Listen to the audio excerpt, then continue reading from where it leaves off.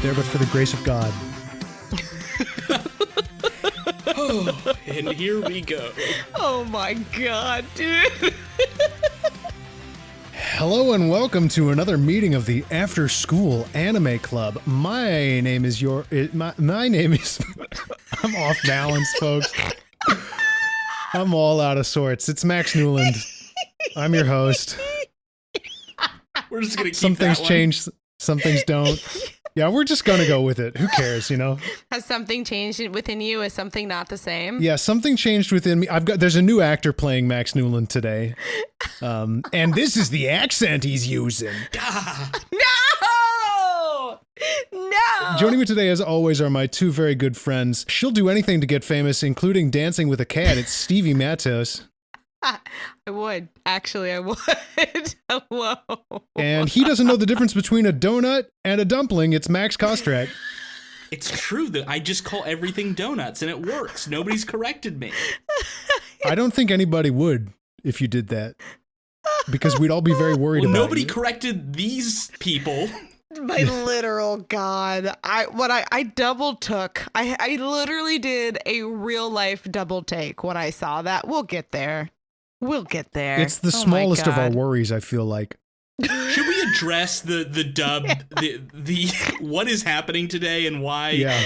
our Sailor Moon discussion is going to be overall just a little disjointed.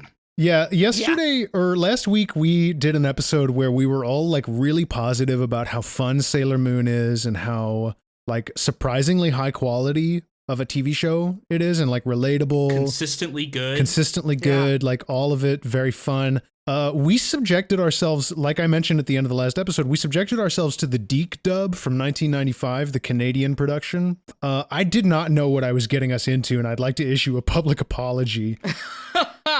Yeah, we stepped into the Mirrorverse and it was the worst. Yeah.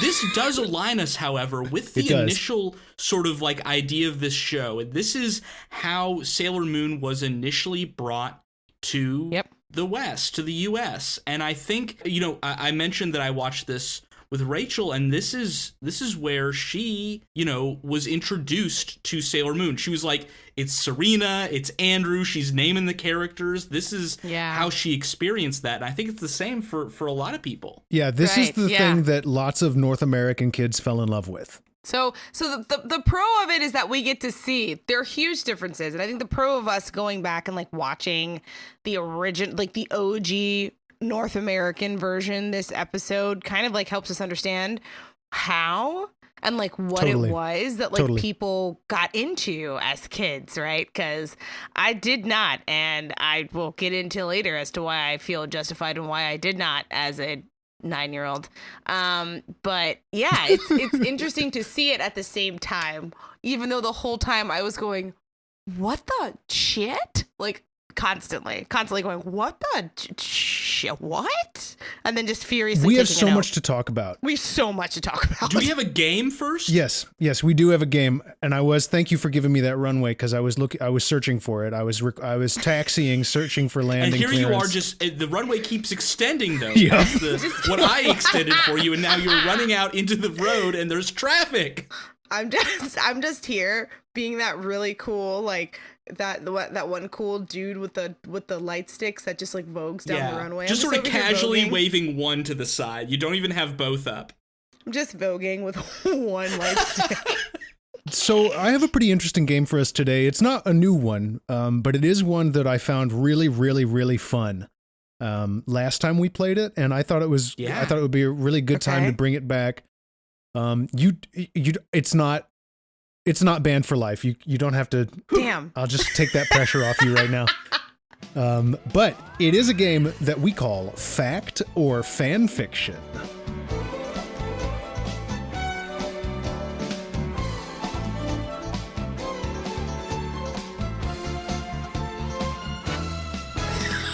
Yes! Yes! This is a good one. Okay, I'm keeping score. We were so good at this. Let's go. Yeah, you guys are really good at fact or fan fiction. I tried to make it a little more challenging than last time. And here's the deal. The Sailor Moon TV show follows the manga fairly well, so what we're dealing with here is side stories. That's what I searched up, is not not direct like main chapter manga stories. Okay. We're talking about side stories, and that pairs very well with the fan fiction because usually those are things that are either outside of canon or in some way separate. Okay. So the rules are, for those of just as a refresher, I have 6 plots here, 3 of which are fan fiction and 3 of which are from the Sailor Moon manga. And you two working together have to determine which one is which. And if you win, then I wear the cone of shame for the rest of the episode. And if you win, or if I win, then, you just have to deal with that knowledge that you weren't good enough to beat me. No, we'll never forget. No, you'll never forget. Usually forget. No. You won't forget everything that came out of your mouth as soon as you finish saying it. You'll remember forever. I definitely remember everything that's happened on the 6 episodes that we've done so far. Yeah, absolutely. I don't listen to those to the episodes, and I'm never pleasantly surprised by anything that I said in the episodes because I remember exactly down to the second what I said. Like Autarch Severian, I have perfect memory over everything that happens to me. What if? Do you guys? I'm narrowcasting to people who have read Gene Wolfe, but it would be very funny if Severian had a podcast, I think. Anyway, this is an anime podcast. This is Fact or Fan Fiction. Are you ready to play? Let's go. Scenario number 1. After the defeat of Queen Beryl, the Sailor Warriors return to normal lives with no memory of the event or their abilities. When mysterious deaths start occurring all over Tokyo, Luna finds herself forced to revive Sailor Moon. The young heroine, not wanting to spread the burden of her responsibility to her friend, resolves to face this new enemy alone. The fact that this takes place after the defeat of Queen Beryl makes me think fan fiction, but I don't know. What do you think, Stevie? Like, I'm thinking it sounds very developed, and there's a part of me that feels like there is a point where there is a new villain in like the Sailor Moon universe, like in the actual series that I can recall. I feel like the internet zeitgeist has like introduced me to like anti-Sailor Scouts or something. So I feel like it's fact.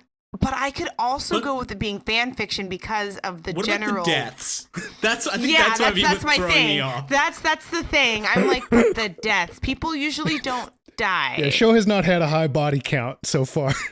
Not of anybody important. No. So maybe it's just a good writer. I'm gonna go with fan fiction because people don't usually just die in manga unless it's like an intense manga. But this is not intense in that way. I'm hearing 2 for fan fiction. Are we sticking with that? Let's do it. I'm thinking, yeah.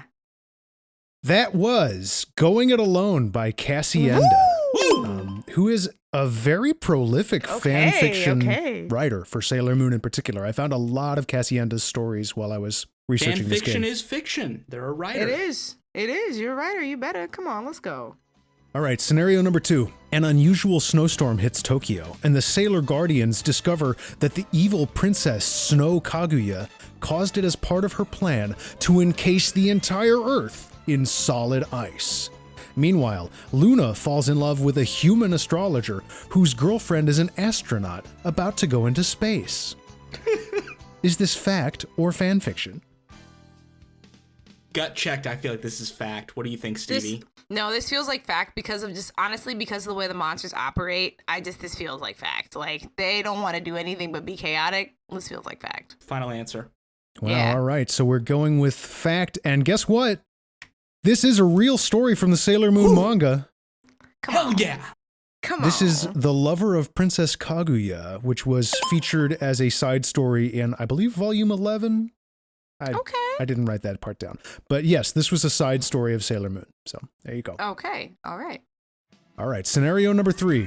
Usagi, sick of the will they or won't they atmosphere of her relationship with Tuxedo Mask, goes to a love guru to learn how to win his heart. Unbeknownst to her, Mamoru, also feeling frustrated by the lack of romance between himself and Usagi when she's not Sailor Moon, is also seeking advice. Is this a real story from the Sailor Moon manga, or is it the creation of a fan? it would be a really good story either way, I feel like. Yeah, I'm actually interested. I just feel like, I feel like it's fan fiction because I feel like everybody ships Serena and Tuxedo Mask specifically, even though I think the actual dynamic is Sailor Moon and Tuxedo Mask. This feels like fan fiction to me. I'll agree with that. Let's It's a love triangle setup. I don't know. It feels like that's what it is. Gut check. It fiction. feels like fan fiction. Let's see what we got. It feels like fan fiction. Mm-hmm. Feels like fan fiction. And hey, you know what? Your feelings are leading you in the right direction. I'm afraid that this is a superpower that both of us have. It scares me. We shouldn't be good at this. That was The Unintentional Seduction of Chiba Mamoru by Flora One. And you are correct. There is so much fucking Tuxedo Mask / Sailor Moon romance fics. Because I knew it would be a dead giveaway if all three of them were that, but I could have made all three of them that very easily. Because I just feel like I feel like when I was actually like into fan fiction, and honestly, I was not looking for Sailor Moon fan fiction, but I was on websites where they just have lots of anime fan fiction. Constant relationship, like romance fanfics between Sailor Moon and Tuxedo Mask, or Serena and Tuxedo Mask, or something. I didn't even know that Andrew was a person in this. No, I had no idea about Andrew until I started seeing it because of all of the shipping that people do between Serena and Tuxedo Mask. So I was like, nah. Okay, this next one is going to throw you for a loop, and you'll understand why before I'm done with the first sentence. Okay. Okay. This is number 4. In an alternate universe, the grown-up Sailor Guardians are all married and living a quiet family life. That is, until their daughters develop sailor powers as well. The young girls awakened to their destiny by a pink cat must work together to destroy a rabbit-shaped meteor that threatens all life on Earth. Is this a real story from the Sailor Moon manga, or did I find it on AO3?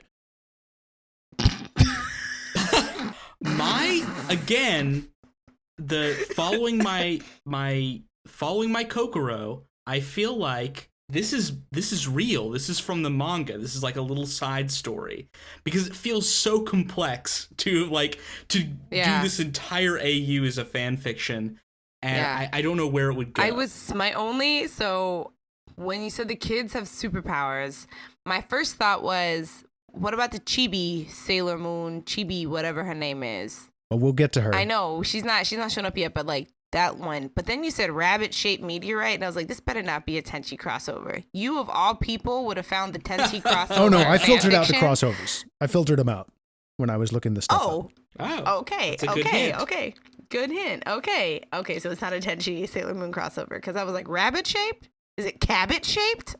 Maybe, I don't know. I feel like I'm with Max then. It feels too complex and thought out to be a fan fiction. I'm sorry to fanfic writers out there. I'm not saying that you can't think of complex plots. Sounds like there's a lot of moving parts. Sorry. That came from the mind of Naoko Takeuchi herself. That was indeed a real story. That's called Parallel Sailor Moon. It was written to celebrate the Year of the Rabbit. There we go. Hey, there's that rabbit-shaped meteorite. I love that. Hey. All right, here we go. We got another one coming in hot for you. Stalked by an evil alien. Mamoru Chiba, that's Tuxedo Mask's human alter ego, attempts to throw her off his trail the only way he knows how, by pushing forward with his romantic attentions for Usagi. Will she realize that the man she loves is also the smug jerk who suddenly professed his feelings for her out of nowhere? Is that a real story, or is that fan fiction? This is tough. You said that you were only going to have... Well, no, you didn't say you were only going to have one of these. There are a lot of them. That's what makes this tough. There are so many. I could have very easily made it all 3, but I figured that would be too easy for you guys. Yeah. This feels like a fan fiction. I agree with you, Stevie. This feels like a fan fiction to me. It feels like a fan fiction. Come on. She likes the Andrew guy. I really thought I was making this more challenging. Hell, yes, another. We're going to get another clean sweep. We got one more. We got this. And another one. Yeah. Let's go. That was Anything to Protect You, also by Cassienda, who, again, prolific author in the Sailor Moon fan community. Shout outs to Cassienda. Though, I don't know if I could, again, I did not read any of these, so theoretically, shout outs to Cassienda. The inclusion of your fic in the Anime Club game is not an endorsement. I rescind my former statement about the terrorist group ISIL. It turns out you do not have to hand it to them. All right, here we go. This is the last story. Chibiusa is jealous of her friends who seemingly live a normal life compared to hers. When they decide to visit a brand new thrift store in town, they get dragged into a whirlwind adventure to save its owner from going out of business. Aww. If you've been keeping track, I mean, this one requires no thought. This is real. This is fact. This is fact. Because it's like Chibi. It's Chibiusa. She's so cute. It felt like a whole developed plot and not something that was specifically trying to like evoke a certain relationship. Yeah, there you go. That's a real manga. That's The Secret of Hammer Price Hall. It's from a whole book of Chibiusa stories. And that sounds cute. Chibiusa, by the way, a character who we'll meet later. She's Sailor Moon's descendant from the future. Don't worry about it too much. Cool. Yes. Maybe someday we'll get some of this plot. Yeah. Well, that's the game. You guys kicked my pants off this time. Great job. Put the hat on. I'm going to get the hat. Put it on. I'll be right back. Get it. Put it on. Okay, I have the hat on. It makes me talk like this. Oh, I forgot he has to do the voice. I'll summon up the strength it takes to fight through it and sound normal. Thank you. You're a true pro. I don't think we say that enough. No. You don't? We don't. Sorry. I couldn't keep that up for more than a second. Thank you. But anyway, if I kept that on, it would be a real shame because the next thing is I have to talk for 2 minutes about what the hell just happened to us. We'd have to listen to that. We do. Okay. Yeah.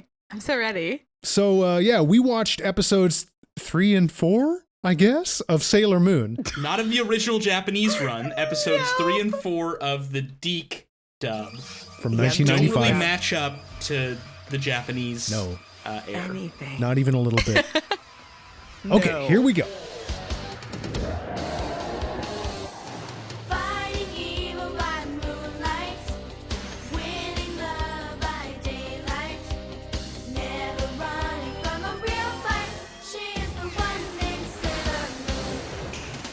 Episode 3 deals with the dangers of low self-esteem and poor body image. After gaining half a pound, Usagi goes on an extreme diet. When her classmates notice Miss Haruna looking unusually svelte, they decide to join the same gym as her to see if they can get similar results. The new trainer, Jed, puts them on an extreme regimen that ends with a stint in a mysterious and obviously evil relaxation pod. Take a wild guess at what those things do. Dizzy with hunger, Serena fantasizes about having a supportive boyfriend like, Andrew, who takes her out for lunch. With her strength renewed, she hits the gym even harder, but Luna interrupts her spin class to warn her about Jedite's evil plan. What follows is the series' first actual fight, Sailor Moon versus the evil trainers. A stray dumbbell frees everyone's energy before her tiara attack saves the day once more. The show ends with a quick Sailor Says segment about the dangers of crash dieting.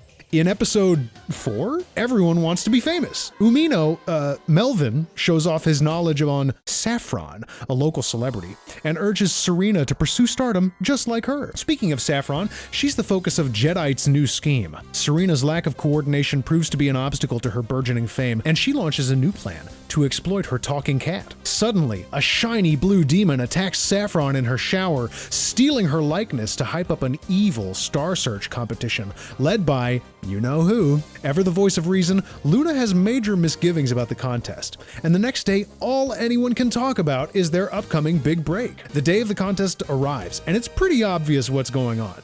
The evil blue demon reveals herself to Serena, who runs and hides before transforming. Even as Sailor Moon, the blue demon has her on the ropes. And when it looks like all is lost, Tuxedo Mask shows up and, hey, ring the bell, he actually did something this time.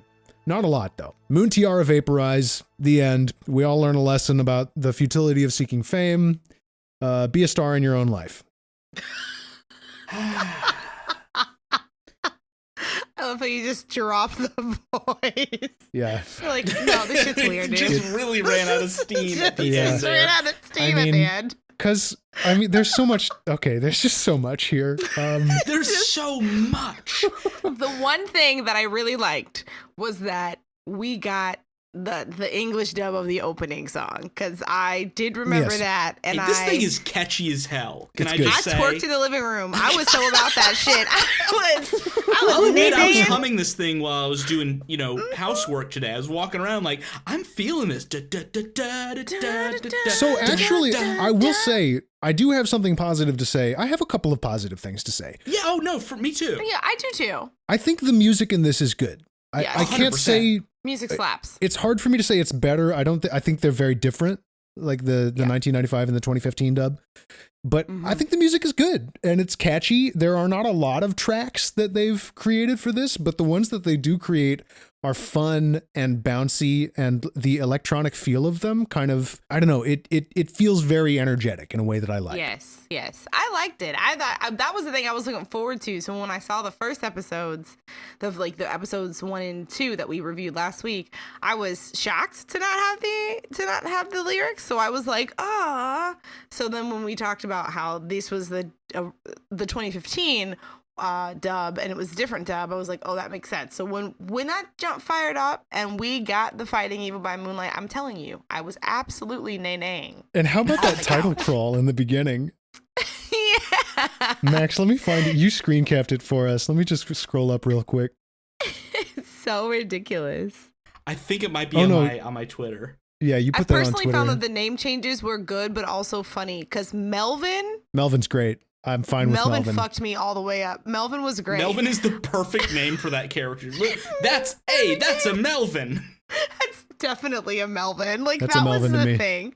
That's a Melvin through and through. Did you know that Melvin? Melvin is a regional slang term for a wedgie? Sorry. So it fits even better, really. That's perfect. I'm so sorry for making that noise on my microphone.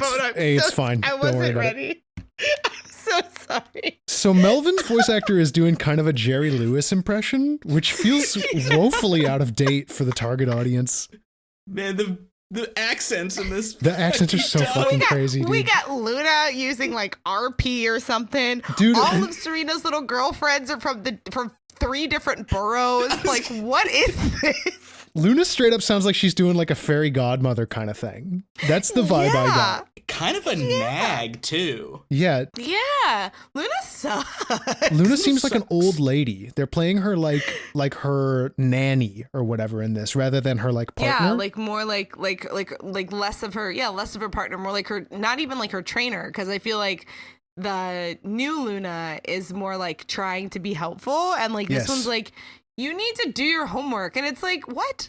Shut up. I'm not playing Persona 5. I do not need a cat telling me to settle down and stop doing things. Yeah, no, excuse me, Luna. If I want to, I don't know, jump into somebody's brain while being a shapeshifter. Don't tell me to go to bed. See my masquerade. Don't tell me to go to bed. God. Which Luna, I feel like it's kind of at odds with the rude drawing she does of Serena at the beginning of episode 3.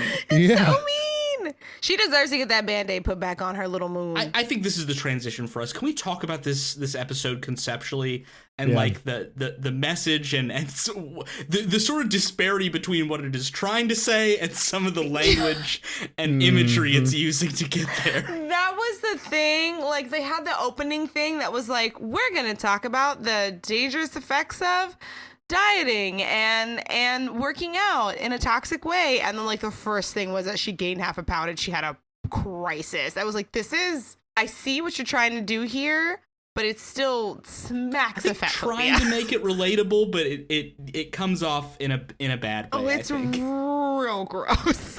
And they seed it throughout with that. They keep banging on that drum where they're trying to say both, you shouldn't hurt yourself to change the way you look. You shouldn't despise your own body so much that you do terrible things to yourself. But also, here's this funny image of Serena becoming very fat. Yeah, and like that's the thing. It's we like drew little pig faces around it, and it's like really trying to have our cake and eat it too. Serena never has the realization that she's fine in her own Yeah, body. that's Everybody right. else around Serena is like, Serena, you're fine. Serena, it's half a Just pound. eat like Serena, a normal it's water person warrior. is essentially what they say. You are 14 years old. It's way too young for you to be worried about this. Yeah. You're bumming us all out.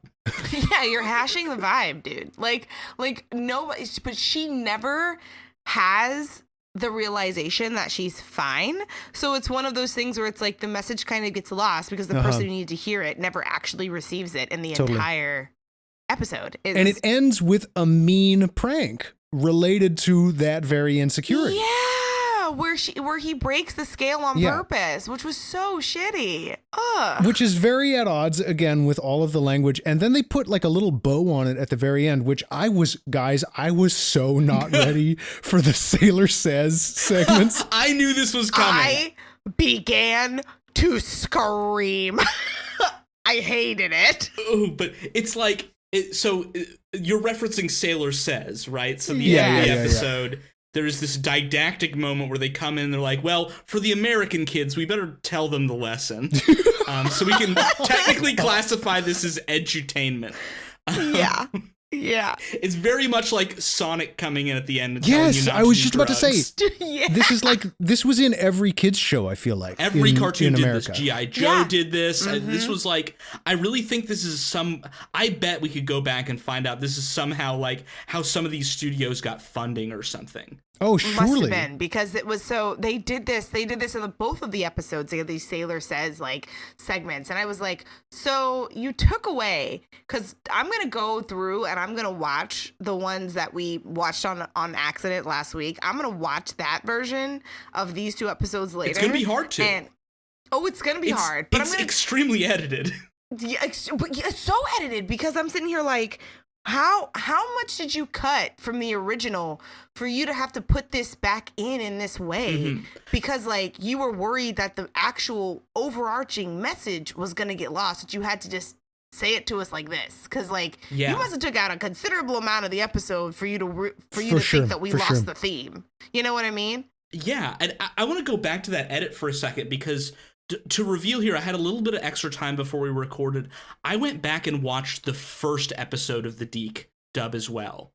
Okay. And I wanted to report back. There's an entire different beginning to this show. Really? Sorry? Where they set up and tell you the story beforehand. And it talks about an ancient moon civilization and Queen Serenity. And they set up the evil Queen Beryl, and then they introduce the idea that we see in this episode that we're going to have to talk about of the Negaforce. They also name drop the silver crystal and the wand and the cats. And like, for anyone who knows a lot about the story and what actually happens in it, they spoil a shit ton of it. And then they're like, here's the context for the show. Wow. That's outrageous. That's wild. So they really That's set this up wild. as a Monster of the Week and tried to like, hey, here is everything we need for the kids to have context. Can we pause just a second, guys? Yeah. You don't have to pause your recordings. I just need to go attend to something. I'll be right back. Okay. Okay. Is that okay? Real quick, Matt Newland, keep that in the recording. Is that how he greets everybody? Is that his? Because listeners, if you don't know, that's how Newland starts every one of our Discord calls. I love it. I'm not in no way making fun of him. It's very good. It's just it's delightful. But now I am curious if that is how Newland interacts on a professional basis as well. I'm just imagining like opening up a Zoom call. I'm gonna do that as one of my sales calls tomorrow. Hello? You guys having fun? All right. Well, so you'll find that in the edit, Max. So a little peek behind the curtain. Let's get back on stage with this fucking episode of Sailor Moon. It's very interesting that you mentioned there's all this stuff about like the Silver Crystal and the Negaforce, because I feel like Queen Beryl and Jadeite had their roles like significantly reduced. Yeah, they did. From what we saw. And you said Jadeite. Okay, thank you for saying Jadeite, because it's Jedite. Yeah, they call him Jedi. I don't know what the fuck is up with that.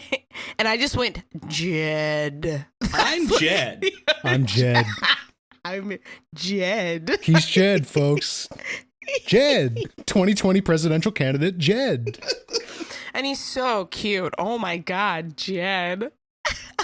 So also they've done a lot of like really crazy visual edits on this show too. Oh. For example, they've thrown in these very frenetic transitions. 100% fucking Clarissa Explains It All ass. Yeah, like these image swaps, the flip transition, man, I hadn't seen that in a very long time. It's not just a flip transition either, like where the whole screen flips around to show the new thing. Yeah. But in the background, there is that very like 90s, like either crayon on the wall or arcade carpet pattern, like very like almost like next door to Vaporwave sort of vibe that we're getting. and the moon and the stars flying in animation, flying in and out animation, that thing, that's so weird. And I was just like, why did you do this? And they do a lot so of much time on doing this. And because of the copious amounts of cuts, some of these scenes last like 45 seconds. Less than that. I'm fairly certain I remember a 10-second scene with two of these wild ass animations in between it. I caught that in episode 4 where there was like there was some scene where like it's when they cut to what's her name, Okay in the Bath, the pop star or whatever. I think, or something, but there was like, it was something, or maybe it had Melvin in it. It was some episode where it was like the kids. It was some episode, one scene where it was like all the kids. And like, it seemed like they cut it when there was still plot to be discussed. Cause like, it seemed like it was cut off in the middle of somebody's, it was like heavily edited. I was like, oh, you clearly cut that in the middle of a sentence. That is weird. We just got to get enough in here so that the Sailor Says makes sense at the end, guys. Yeah, because like they would edit in the middle of storytelling beats, and I'm like, this is strange. There are even some where they're throwing away lines as the transition goes off. It's very exactly. funny. It's very, very weird, and it's very funny. I was like, huh? This is crazy. And so, so I felt as though the Negaverse was not in the Negaverse was a new thing, and I wrote that fully invented, I believe, for this show. I believe in the original, they're gathering this energy to attempt to resurrect an ancient queen, which is basically like an ancient evil force and doesn't get, I think, like personified very well. It's just part of the plan, but they instead simplified it to the Negaverse. Right. Okay. And like, it seems as though from the 4th episode that maybe like the whole thing is like giving Queen Beryl the ability to put the Earth into the Negaverse, so she can rule it. But it's extremely vague plans. It's strong underwear gnomes. Business strategy here. It's 1, collect energy. 2, and then 3, profits. Like that's literally what it is. Like it's the same setup. That was the thing. Also the thing that obviously made me pop off in the Discord. It's not a donut. Not everything is a donut. Okay, they do the thing that listeners, if you were around for this, that they did in Pokemon, where they call what are obviously essentially just some Japanese foods, like a steamed bun or a rice ball or an onigiri or something, and essentially saying like, no, this is a donut instead, because our dumbass American children will only understand the food that they eat. It really makes me feel like Picard in that episode, There Are 4 Lights. You know what I mean? Like it really makes me feel like I'm being Stop saying donut. Yeah, the show is gaslighting me. It was. I was like, because that was the thing. It was like, he called her Meatball Head and then was like, oh, maybe I should call you Donut Head because all the donuts you eat. And then I looked at it and I was like, that doesn't look like a donut. And then she threw it and it was clearly a steamed bun. It had a paper on the bottom and everything. And I was like, what kind of donut is this? What kind of donut? I'm like, is that supposed to be like a, I don't know, is that supposed to be like a punchki or something? By the way, was the implication that she stole that from a child? I nearly wrote that down. I like how she was so hungry, but also so weak that she couldn't steal a donut from a baby. Because she tried to ask for it, and the kid like screamed and ran away. He runs away. Then, and this is the weird thing. Then she runs into Andrew, right? Fantasizes about. Oh my God. Having a big steak. Have a big steak. And then he does invite her to lunch, a big lunch. I do think it's nice that part of her fantasy is dating a man who doesn't care what she eats. You deserve that, Usagi. Yes. And that is positive. And positive. Max clipped one of the funniest clips I've ever seen from an anime. I am absolutely posting this on Twitter underneath the episode. Please go. If you are listening, please drop what you're doing and go watch it. It's amazing. Oh, what should I do? Have a big steak. Get you a man who tells you to have a big steak and French fries. Have a big steak and French fries. I'm just in awe of this. This episode, I was just, it's one of those ones where I had to pause every minute or so just to like furiously write something down or step away from the computer for a moment to pace around and just think about what was happening. It was a lot of me throwing myself like against the back of the couch, just going, "What? What?" Like the whole time. Because I just couldn't. I was shouting at God. I was like, "For why? What inspired you?" We haven't even really talked about Molly. Molly's accent. Is that accent. The one from Brooklyn? Is that the short-haired brunette? Molly's doing like a Shirley Temple after 20 years of chain smoking pack a day shit. Yeah. What is up, guys? What was the direction on this? Or did you just get shoved into his sound booth and given a script? I mean... Yeah, because it's so wild to me. Like, I wrote that, it's a combination of the accents that they gave the middle schoolers, but also the dialogue, like the way that they dubbed it, or the way they did the translation and then they did the localization for it. I wrote that, like, I got the impression, especially in episode 4, when they're talking about when it's a Star Search kind of thing, they come off as a lot younger than they than they were in the original, and like it's mostly because I'm specifically thinking about the fight between Serena and Molly. When they're doing when they're singing to the really awesome like Paula Abdul-esque like theme song remix karaoke track, because I really loved it, but they're like really childish, which is saying something. They're 14, so that's me projecting a little, but yeah, like her weird accent, and then she's kind of a jerk. Oh yeah, why is Serena friends with her? She kind of sucks. It was pretty funny the way they worked around. Now I don't know what the song they're singing is in the like Japanese version. Oh no! This is so funny though. They're singing the theme song of the TV show. Like that's going to be their American Idol performance. But because Sailor Moon is not like famous yet in real life, like nobody knows who Sailor Moon is, they just kind of trail off when they get to that part of the song. It's fantastic, because I was on the edge of my seat and like, are they gonna say Sailor Moon? Yeah, same. I was like, wait, is this like, are they gonna say Sailor V? I was like, what are they gonna use? That would make sense. That's a lot more foresight than what went into the actual decisions behind what they decided to do to this show.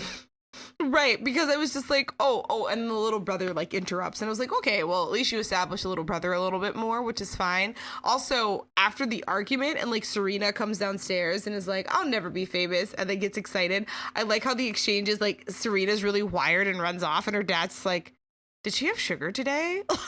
like she's 6. Like, I did like the treatment of the parents. I thought the parents were funny in this. Me too. Mm-hmm. Me too. I like how they were more than just like props. Yeah, the joke about mom in the very first episode is kind of funny, how she has like that very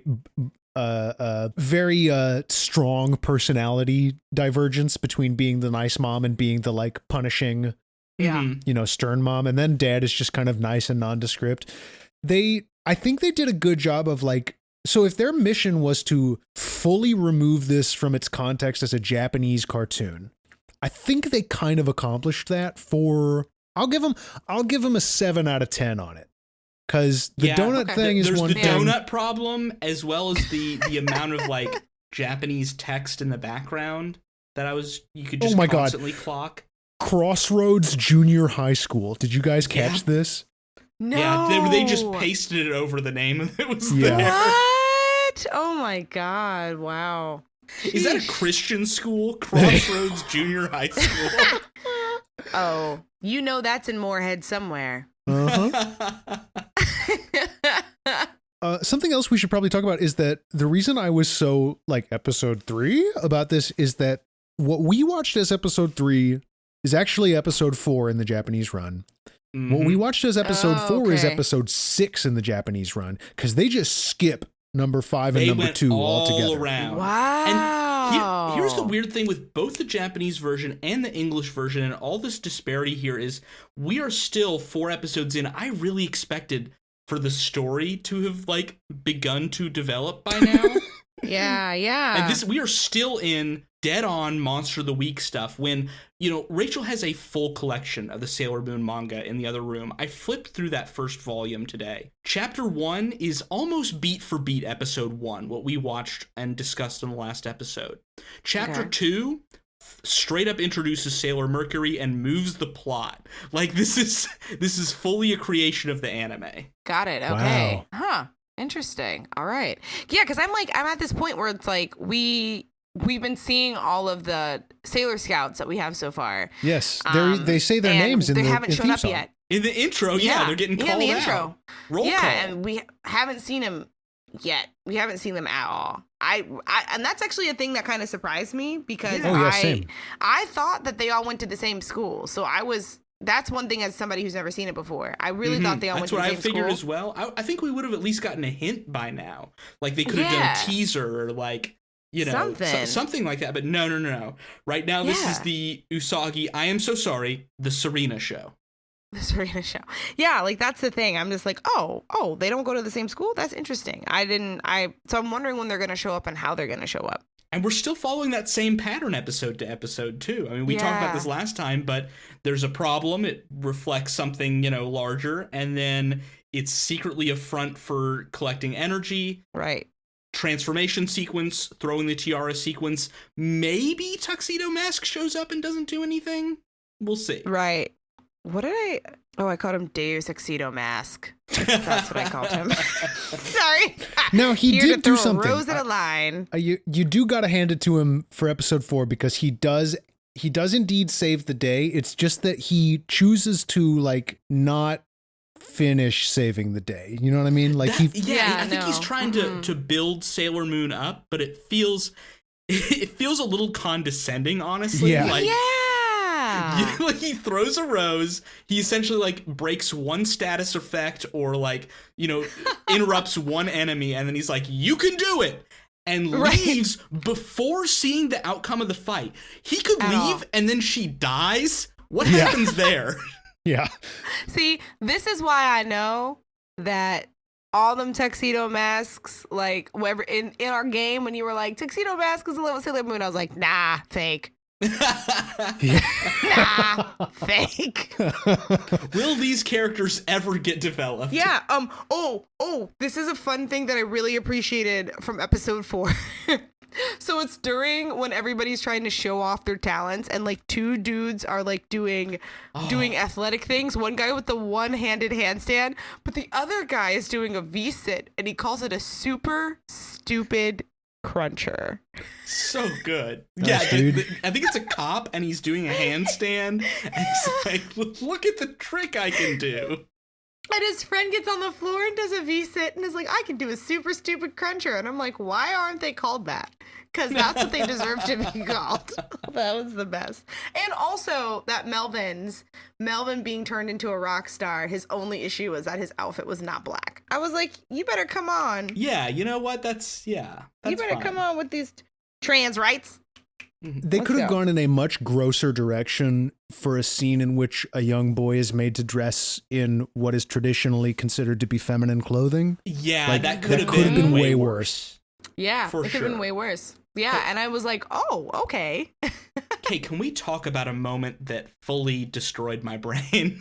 Yeah, dude, let's get in to episode 4. We can. I mean, really like, I had to go back and watch it because I wasn't sure. During the fight with this ice monster, Sailor Moon is crawling underneath the seats in the theater, and it's like a throwaway line. It's 1 second. It's something obviously just threw in there, but Sailor Moon turns to the camera and essentially asks the audience, like, "Hey, let me know if you see Luna." Like a fucking episode of Dora the fucking Explorer. What? And then Yeah. I want to follow up on this because when Luna pops into frame like 10 seconds later, Sailor Moon goes, "Oh, hello." Yeah, like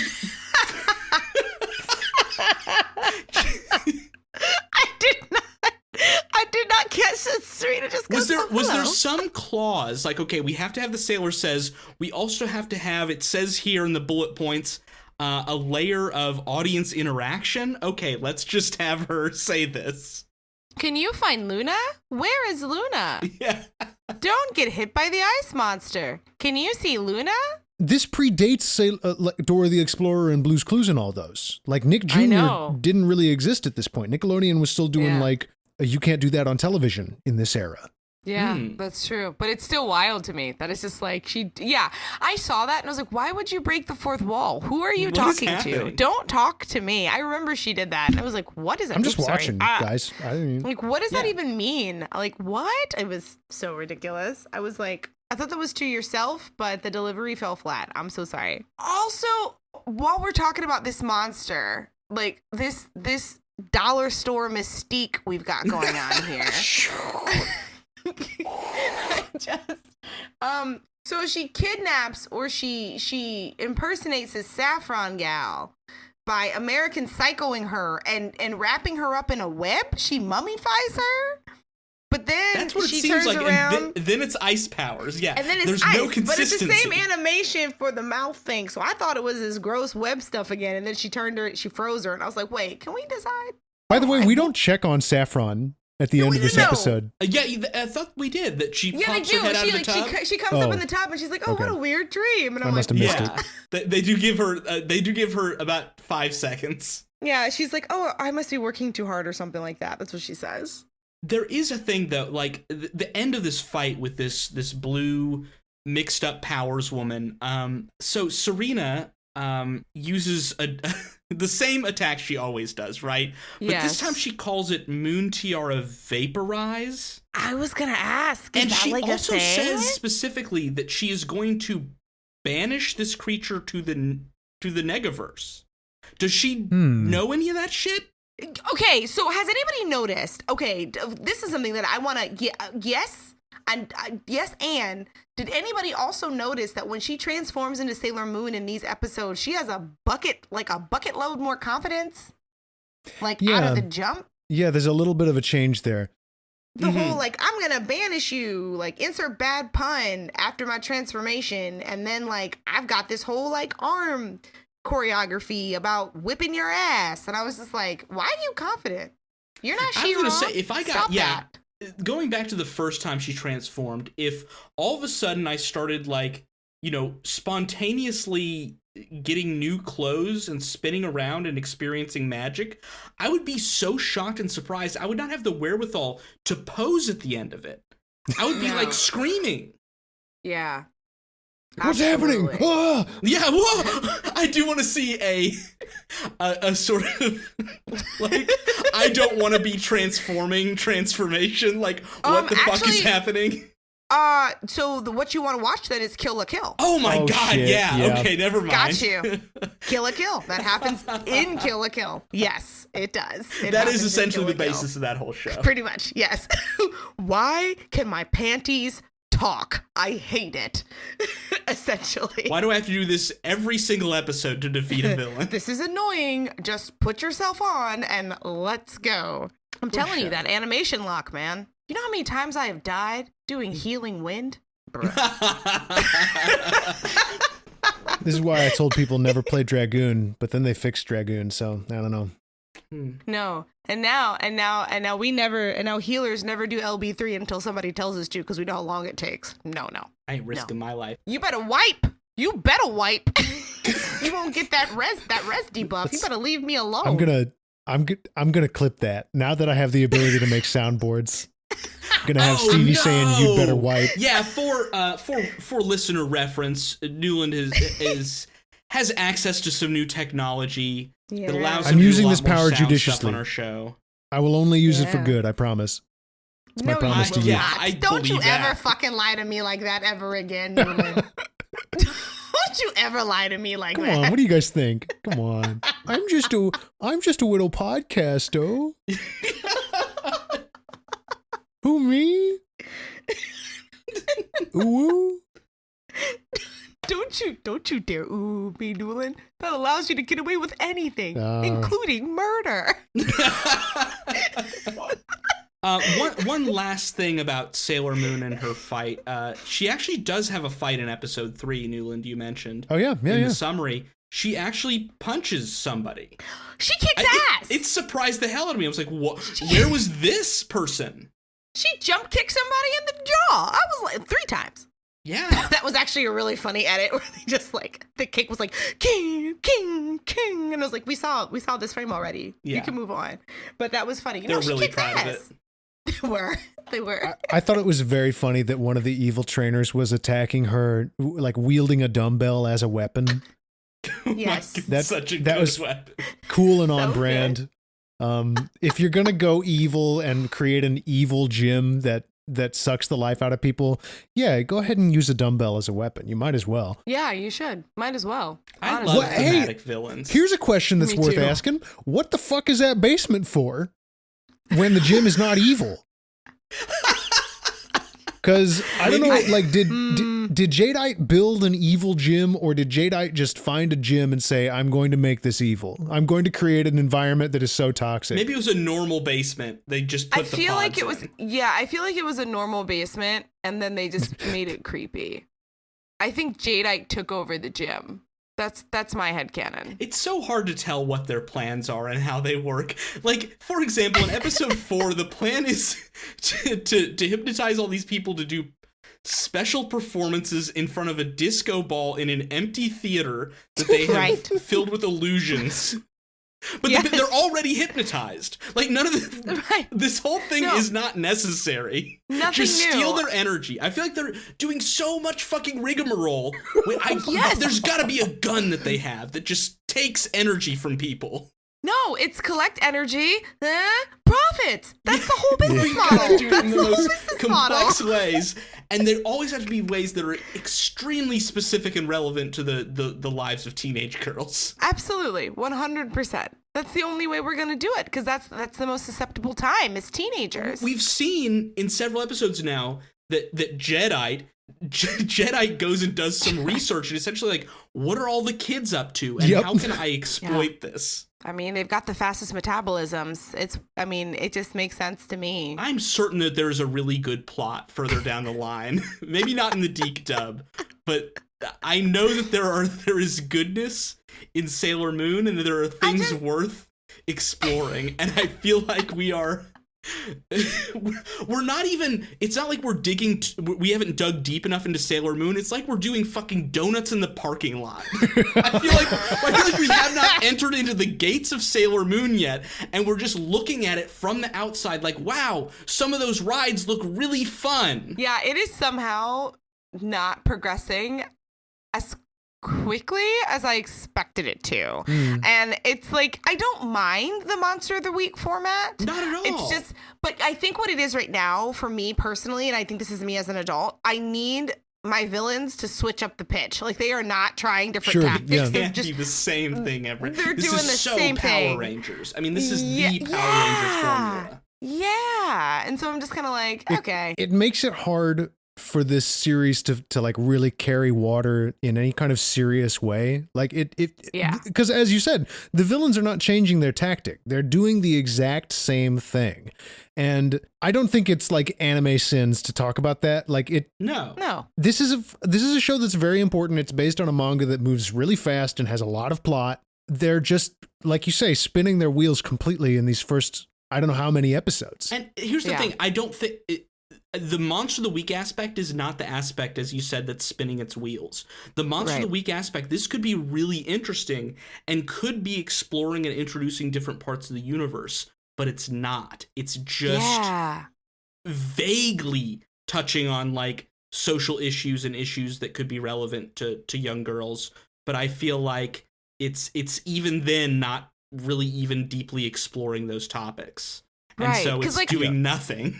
Yeah, like I could take it, like, even if, like, because, you know, the thing that I'm noticing, especially if nothing else, like with the Monster of the Week format, is like there's no like returning of the energy, like, even, and this is, I'm talking about like all four episodes we've seen the Deke dub and then the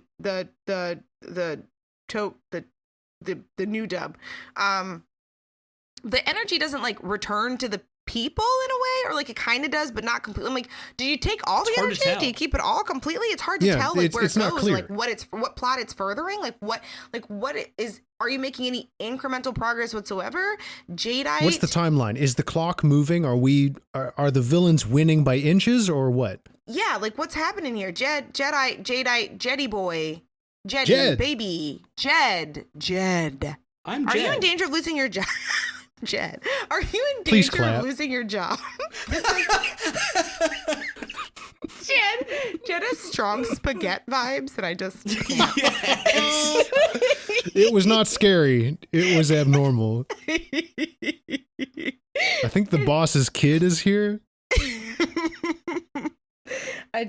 That's how I feel about it. Like that's my thing. So I'm just kind of like, where are we going? I don't mind if story progression take me is for a ride. incremental. It's fine. But I do need to see us moving, and I think that's a thing. And I do know this one thing I wanted to say is that I understand why like 10-year-old me did not like this series. Why is that? What is it exactly you think? Because of the Deke version, it's really disjointed. Yeah, it's really disjointed, and it paints Serena and her, like, it's not Serena, not so much, but like her friends, it's really annoying, and I would have not found her funny. I wouldn't have found her funny or interesting when I was a kid, and I definitely would have I'm like, you don't save those friends. Your friends are real stupid. But I was also that mean Jehovah's Witness kid who would get back at the classmates who were mean to her and say that Christiana wasn't real and the Easter Bunny was fake. So I'd ruin kids' holidays on purpose. Mean Stevie. Whoa. Wow. Okay. All right. What is interesting to me, Stevie, I agree with those points exactly. I see very much where this would not resonate. The surprising thing is how much it did for a larger population. The fact that it became so popular through this dub, which does not do the story just and like the original justice, in my opinion. Right. And it's so funny to me because like I look at the first two and I'm like, Usagi, I'm here for you all day. I'm gonna watch that. That's awesome. But like this edit, I'm like, no. I feel like she loses some substance of herself. I feel like she's not as relatable, you know? If I could bring this back full circle to this anime club itself and what we're here to talk about, I think that Sailor Moon, for a lot of kids, it's one of those things where this is your first introduction to anime, and even though this version of it isn't good, it is still different and unique enough to, and especially in style and presentation, that obviously it resonated in a way that thankfully like led to a more accurate sort of anime culture in terms of localization and you know, storylines and stuff like that. But I think for a lot of people this might have been that entry point. Yeah, absolutely. And this wasn't my entry point in the lineup. No. It wasn't my entry point in the lineup. My entry point in the lineup was Gundam Wing, actually. And I was an angsty child at a very young age. I was a sad gal. I have that show, by the way, in the archives. Yes. Oh, we're gonna get that. It's on the list. I've never seen it, and I desperately want to. It's so melodramatic. Max, it's so fucking I keep good, dude. Meaning to watch it and just have it. Oh my god. It's a tremendous TV show. Like genuinely, it's really good. Oh, I'm so excited. Really and cool. it got a great I think it will hold up personally because it doesn't get this treatment at all. Like they don't pull punches with the fact that Gundam is a series about war and what war does to people. Yeah. You kind of can't. You can't really. No, you can't. Not one you could have edited like this. No, not too much. Mostly because like you completely lose the story if you do. Like it doesn't make any sense if you don't. If you do, rather. There is one Gundam series you can do that with, and it is also one that I have in the archive, which is Mobile Fighter G Gundam, which was one of my favorite animes of all time as a child. That one's very fun. That one's very fun. I'm so we're gonna get to some good stuff. Hey, next episode though, what the fuck are we doing? So I have the urge to call an audible here, which is I am looking at the list of episodes right now. Episode 5, the Deke episode 5 introduces Sailor Mercury. Deke episode 7 introduces Sailor Mars. So here's the audible that I want to call, because this is Anime Club, because we're not bound to any rules about do what we want, how long we stick with it. I want to call an audible and say, let's watch episodes 5 and 7 of the Deke dub. Let's get some plot and introduce some new characters instead of just doing donuts in the Sailor Moon parking lot. What do you think about that? Okay. Donuts in the Sailor Moon parking lot is very good. All I can think of. I agree. I completely agree with that. Episodes 5 and 7 of the Deke dub are next. Okay. Because at least the status quo will change between these two episodes. And that is what I think we're missing. Like these were actually, like, we've complained a lot. These were kind of fun. They were very strange, There's a but they were lot kind to of fun. complain about, but I think most or many of the good things we said in the previous episode of this podcast do still apply in terms of Usagi's character and a lot of stuff like that. Oh God.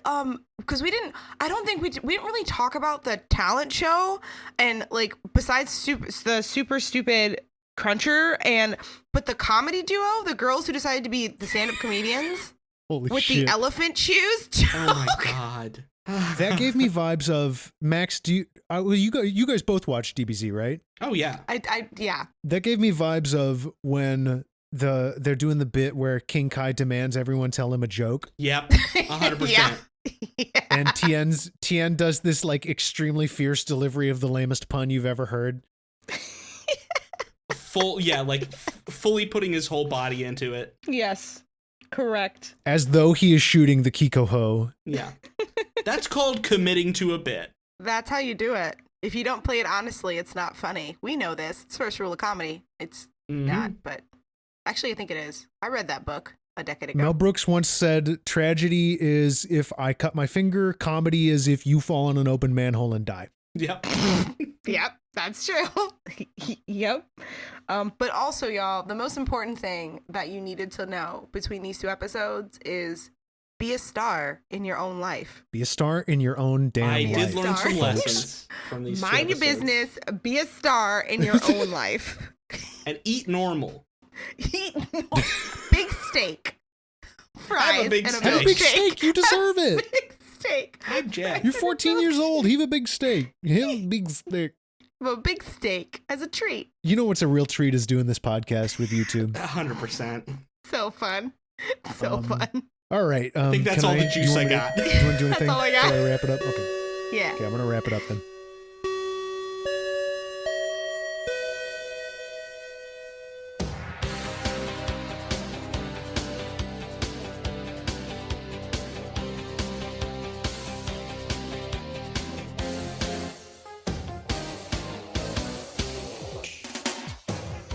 That bell means this meeting of the Afterschool Anime Club has come to a close, and it's been so much fun hanging out with you. If you want to keep following the Afterschool Anime Club on Twitter, you can. It's at Anime Club Pod. I'm on Twitter at MaxNewland_. Stevie, where are you on the internet? I am on Instagram and Twitter under the handle A Smattering in both locations. How about you, Kostrak? You can find me at Twitter. It's at Max_attacks. I'm trying to post more. Come say hi. Sometimes we try to post, and sometimes the posts make us. You know. Sometimes posting feels bad. I want to talk to you, listener, about a show that's on the Moonshot Network. Yes.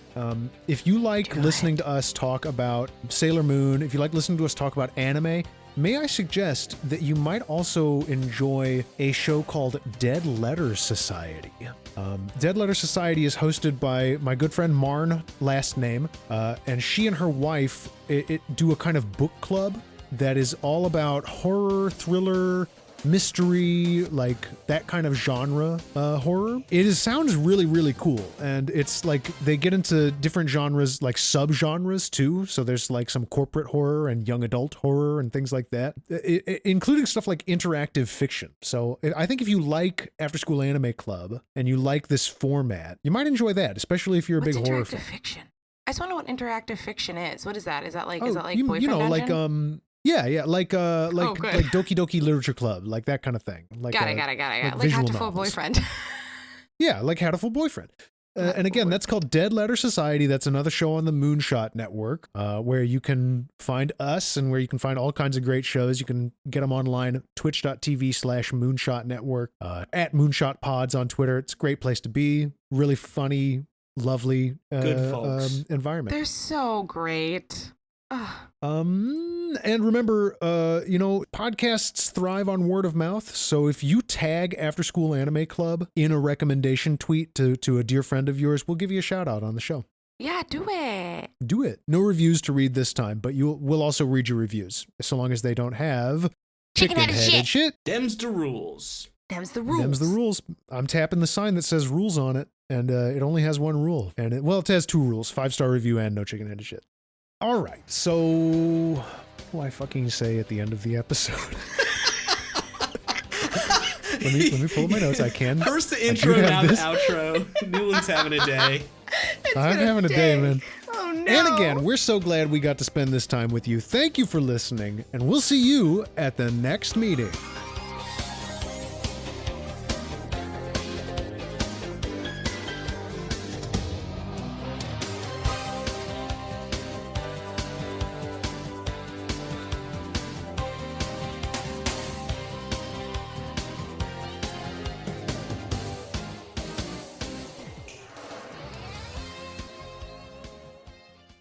Do you like ghosts?